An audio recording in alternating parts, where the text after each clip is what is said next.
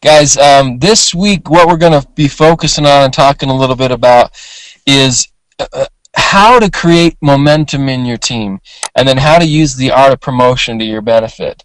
And there's things in business that are seen and people can experience and they can hold and they can touch and they can feel, like the product. People can get the product, they can taste it, they can experience, they can have a experience on the product. But there's also some things in the business that are very, very important and critical to the business that can't be seen.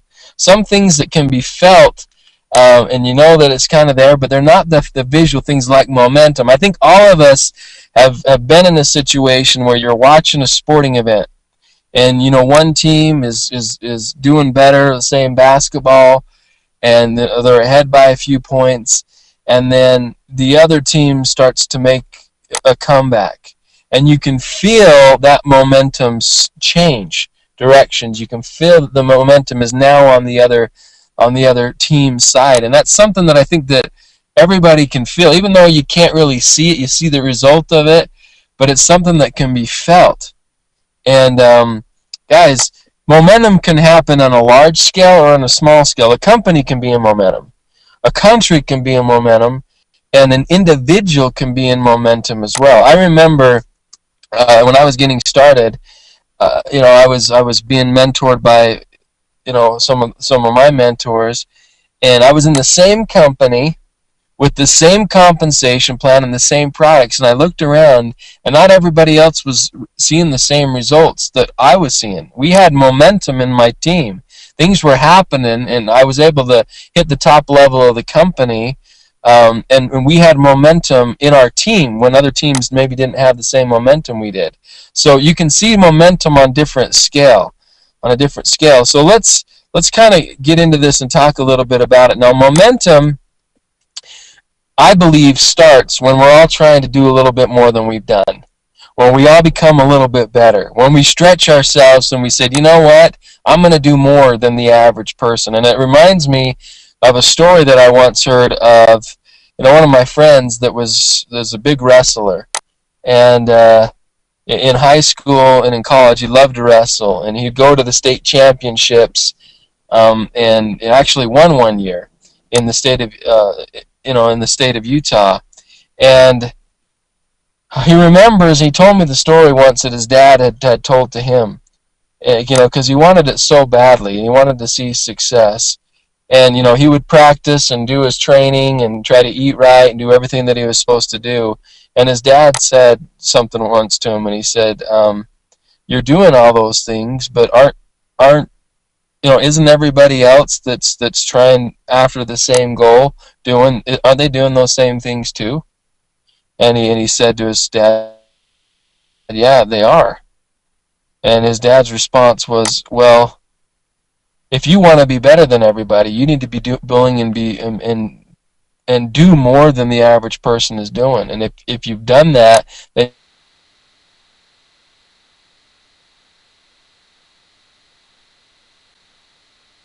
he did. So he worked a little harder, and he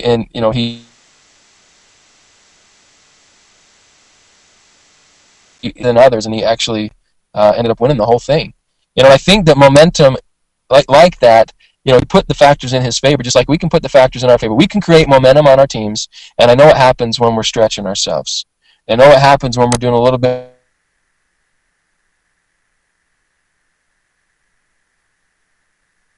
more. This is a competition with you of learning and growing and becoming better.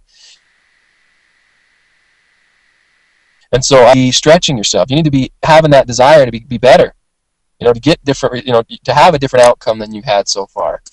Okay, and for things to change, it's important that you change. We take ownership of the outcome. We take ownership of and responsibility for our success or failures in life, and realize that for things to change, we need to change.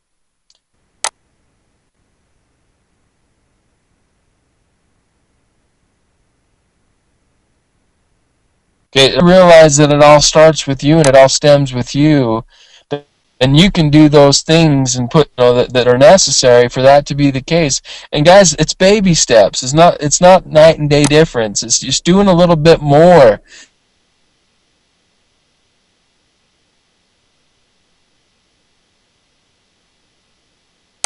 Don't tell a person, send one more email every day. I mean, it's just that little bit more that adds up that can really start to stem and put you in that position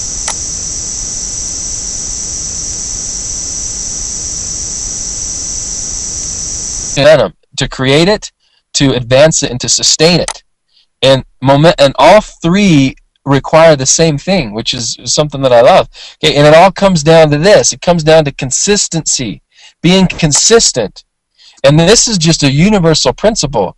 Guys, if you want to go to the gym or once this week and not think about it again for a week or two, you're not going to see results. If you want to go to the gym for a week straight and then take the rest of the month off, you're not going to see results. If you want to plant, a crop, and all you do is plant the crop now, and towards the end of the season, you just water it for 2 weeks straight, you're not going to get results. Okay, it's never been about doing a lot one time. It's always been about being consistent. If you want a good crop to grow, you got to water it and take care of it daily. You can't do it once every couple weeks. Nothing's going to happen. Same thing with your body. Same thing with business. You need to establish momentum in your team by being consistent. Okay? And being consistent in groups is what creates the group momentum. First, create momentum within your own realm, within yourself, and that's going to stem and help you see results and start to create momentum personally. And you get your team to follow through and do the same things, guys, and commit to be consistent. That's the key. You can advance your momentum from where you're at to the next level through consistency as well. I've seen this happen a lot of times where a leader really works hard to get where they've gotten, but they're not quite over the top yet, and they start to relax, and things are fine then. But what they don't realize is that the reason that they're seeing the benefits then is because of the energy and effort that they've put in prior to that point that has created that momentum to get them there. Okay, but what's going to happen if they relax is in a couple months from that point moving forward, things are going to go backwards. They're not going to see, and maybe they'll start hurrying and working hard. Then that week they'll get back to it, and they'll start to get things going again. But guys, it's consistency. It's not going to just change, and you need to realize that sometimes people they took a little break over the holidays, and it's needed. Okay, but now it's time to get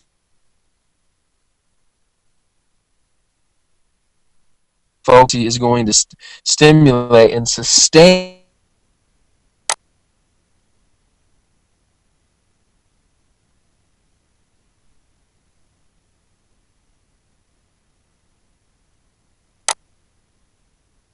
is neutral. There's no such thing as being in the middle. You're either getting closer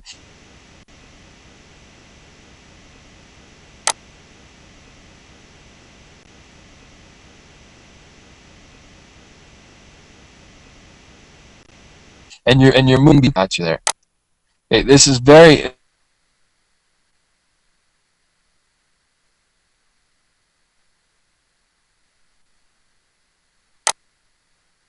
important. One of them, put it tomorrow. Be consistent every day. Be consistent week after week, month after month, and you're going to see this thing take off for you. Okay, and it's going to be because of that consistency that things happen. All right.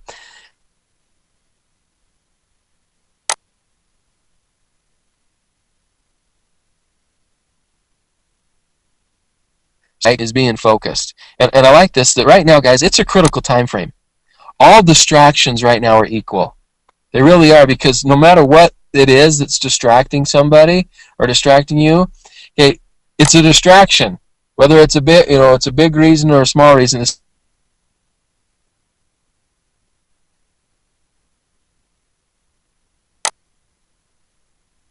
time to be consistent. It's time to create momentum in yourself, in your group, which will stem to the momentum of the whole entire company, guys. So A lot of times people say, Byron, well, what's needed for somebody to see results and to be able to push themselves a little farther to create this momentum and the consistency? What the first thing that you need, and we talk about this again and again, you're going to hear me sometimes sound like a broken record, because it's the same basic principles that will always, lead to the result that we're after. First thing that you need to have is a burning desire. You need to have that. I can't give it to you. You can't give it to your team.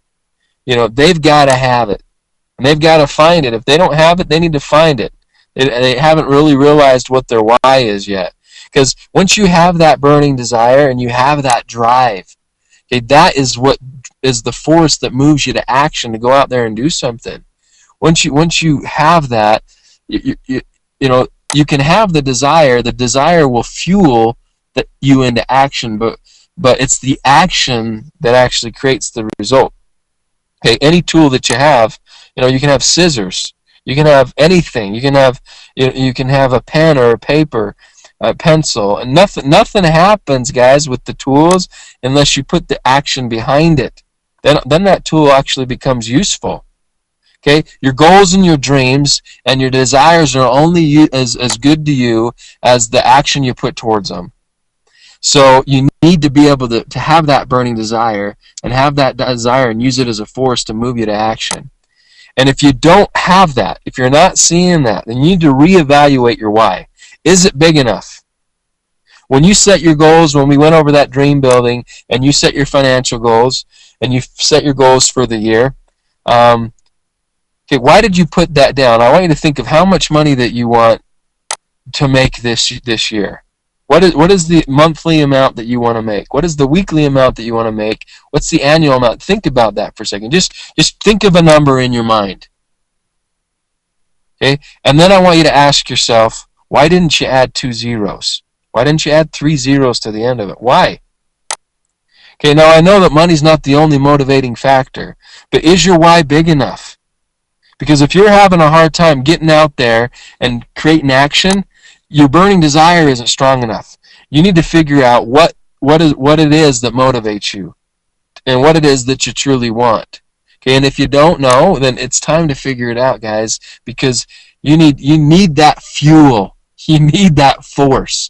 You need that why. And if you have it, you're going to be able to go out there and, like I say, crush through mountains. You're bulletproof. Okay, and that's the thing I love. You get yourself to be a point where you're bulletproof. So why you do something is always more important than how you do it. Always. And I'm not saying that we don't need to teach you how, because you need to learn how.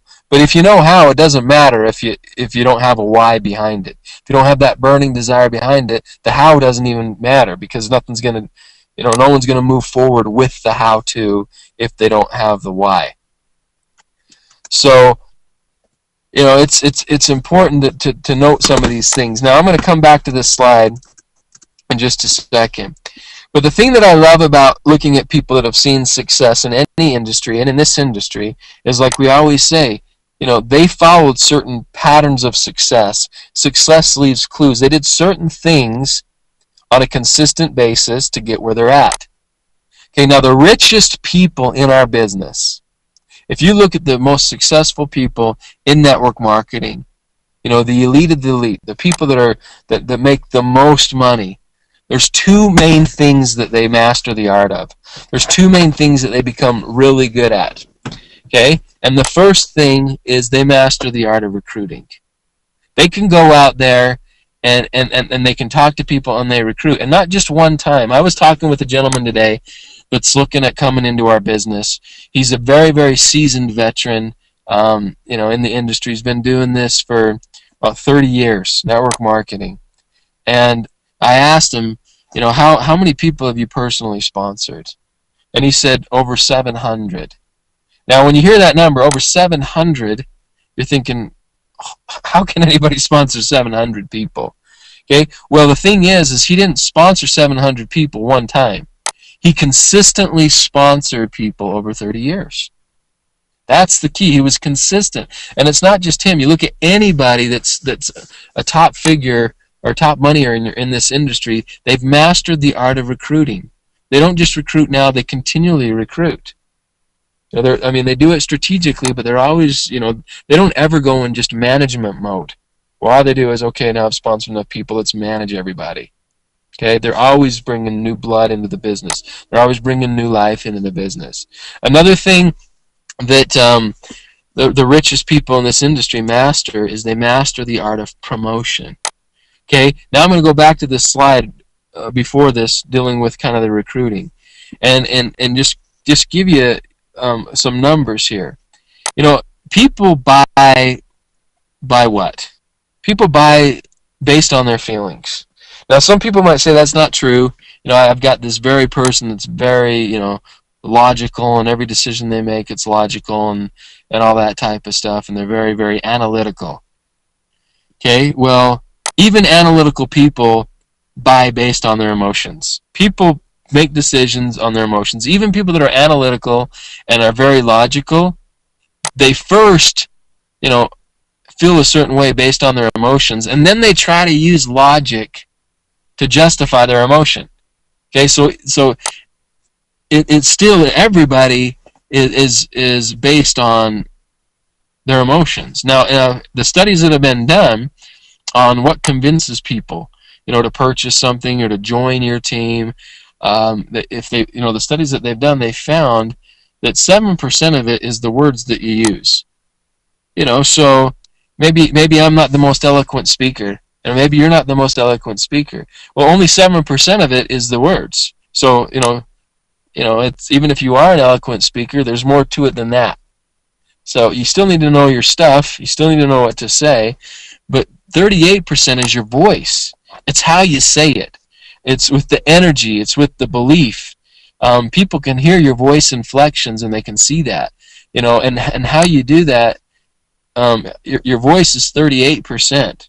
But what's even more important than that, and has the highest percentage, in the studies they found that 55% is your body language. What's your demeanor? Are you looking at them in the eyes? Are you smiling? Are you happy? How's your posture? Can people tell that you're confident? These are all things that are only going to help. 55% is body language, and the feeling that they get just from being with you, being around you. Okay, so this is just something to know as you're becoming that master recruiter, mastering that art of recruiting. Okay, the second one, like I talked about, is the art of promotion. This business is a business of promotion, guys, and the people, like I said, that make the most money in this industry understand it. So what I want to do is I want to talk a little bit about the promotion side of things. Okay, there's 3 parts of promotion. Now, the first part of promotion has to do before an event, where, let's say, for example, there's an event going on in your city, or let's say there's a weekly opportunity presentation, or the webinar. There's a pre-event, and what you're doing is you're trying to use your belief and your energy to get people to want to come or experience or take part. Now, this is something that you have control over. The pre-event you have total control over. One person can bring 50 people to an event. Another person can come by themselves. See, they have total control over that part of it, on how you get out there and promote. Utilize the leadership. Build, and that's why we want to do the validation of our uplines and our sponsors and stuff, because we can promote them. We can use them as a way to get people in front of the business. We can use specific events. We can use, the fact that there's a meeting only going on, once a month or in this area for the first time. You want to use whatever you can in this pre-event phase to get people to want to come and be part of the event. The second part of the promotion is the actual event. Now, this part you don't have as much control over. You had control over getting people there. You don't have as much control over, for example, in a training scenario where let's say you got people on the webinar tonight. Okay, now I'm the one doing the talking, so you don't have a lot of control over it now. They're experiencing this. Or let's say that we have a training in your city, and we've got people that come and present. You don't have as much control over that. But what you can do, the control that you do, is being a good example. You can sit there. You can be attentive. You cannot text. You cannot go in the hall and talk to people and be, you can be focused, and where you're at, be there.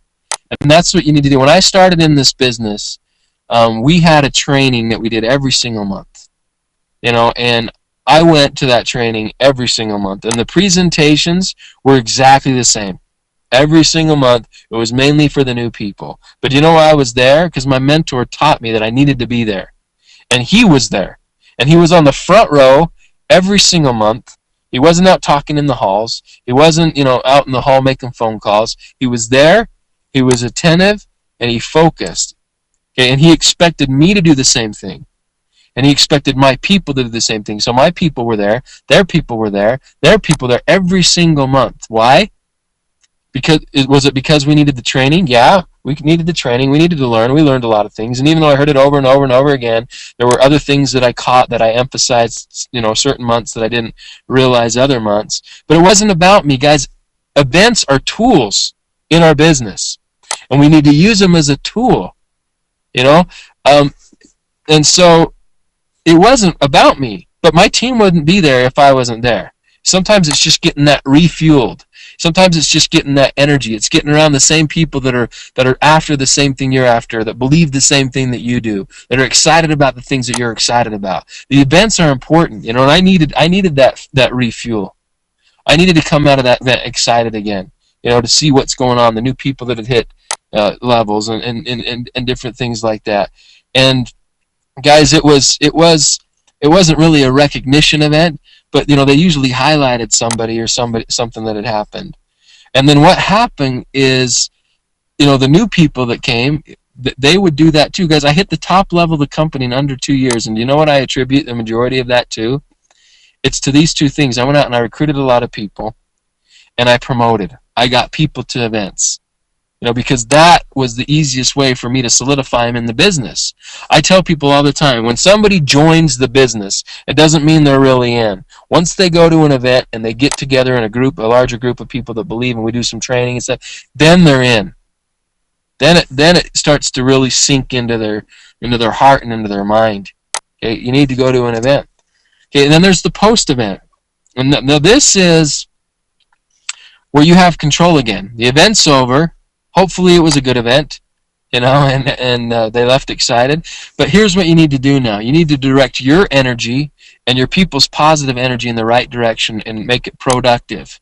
Don't let it fade, and make sure that they're out there and they're using the fuel that they just got to go out there and build their business. People can feel it. They can sense it. They can see that energy. Like I said, momentum is something that you can't see. So is this. People's energy and belief is felt. And you'll hear me say this a million times. People don't perform at their abilities. They perform at their belief levels. And at events, people's belief levels are increased. So because their belief levels are increased, their productivity is increased, and their results increase. Okay, but the post-event, you want to make sure that your and your people's energy is now directed to where it needs to be. You also want to make sure that you use this energy as a way to call the people that should have been there that didn't, and call them on the phone and tell them how good it was, and tell them how you wish that they would have been there, and that they need to come the next time, and commit them to come the next time. Then you also need to use this energy in your prospecting. You can call people on the phone and you can say, guys, I just got back from, I just heard from, I just experienced this. Now, I already believed in what we're doing here, but what I heard this last weekend has fired me up, and I'm so excited about this. You need to see it. You can use this past event to help with your future prospecting, to help with your future recruiting. Okay, and here's the most important thing about all of promotion. Okay, always promote the next event. When one event gets done, once you've done the post event, you're already getting people to commit and promoting the next one. You're telling the people that didn't show up that they need to come. You're committing your people that did show up to get 5 or 10 more people there than they had that last time. You're using that. And you're always promoting, guys. If you can promote from event to event and use these as tools, is your business will grow, your business will flourish. And an event can be anything. Like I said, it can be a weekly opportunity presentation.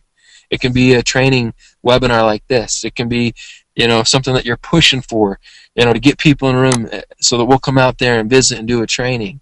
It could be any of these things. But you master this art. And once again, you're going to be in the top elite of this industry, because those two, there's more qualities than that, but these are the two main things that I see across the board. People that are successful recruit and they promote. Okay? And so anytime that we know a secret in the industry of the business, so that if I just do this, if I focus on this, or it's going to help my business, guys, this is something that you need to focus on for sure. The art of promotion. Use it as a mile marker. How many people did you get at the meeting this week? How many people are you going to get at the next meeting this week? You can see if your business is going forward or backwards. How many people did we get on the webinar? How many people did we do this? As it's a way to gauge how you're going, how you're moving, and that you're going in the right direction. Okay, so this is kind of the art of promotion. Now one of the things that we need to focus on here is, as you're going to see, is we're going to start doing some events in North America, and we're also going to announce some things here shortly as we tie down. We're going to do our national convention in the United States this year. We're going to invite the world to come here, okay? And we, as the U.S., need to represent. In North America, we need to represent U.S. and Canada, okay? And we want to make sure that we have hundreds and hundreds of people from other markets seeing how many people we've got here in North America. So pay attention to that, guys. You can plan on it being the end of September or the 1st of October. The reason that I haven't got the date yet is we're still trying to nail down the availability of one of those weekends and make sure that we can get everything that we want to get and have planned for it to be, an event of all events. So our theme this year, as you saw in that last email, is going to be, rising rain. And the reason I love that is because what we're going to do, guys, is we're going to raise this company. It's going to be something that people know about and that hear about this year. Rain is going to rise.